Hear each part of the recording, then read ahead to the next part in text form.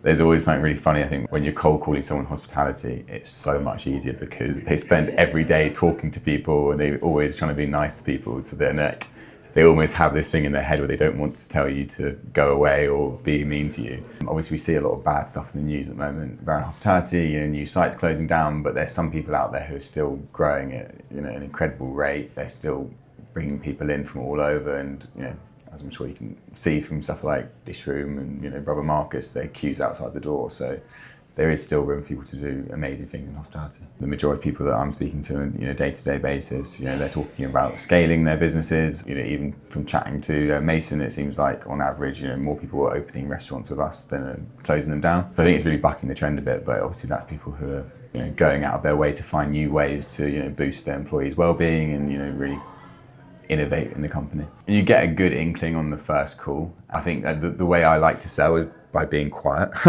So like a good sign of on that first call, obviously you have a bit of small talk, but people who are very forthcoming with information, people who I guess sort of see you as a partner straight away. They don't just see you as someone selling to them and go through the motions. They're straight away telling you this is what's going wrong, and then you're both sort of strategizing together about how you could potentially fix that, as opposed to just one of you talking. I think what Grateful are doing is, we're constantly listening to customers. We have stuff like customer advisory boards where we meet up with all our customers on a regular basis and just not only hear them about our product, but hear them about other things that are on their mind. It might not even be related to Tronc, but it's just how we can help them improve what they're doing, but also use our own network of other suppliers to give them advice about how to get around that.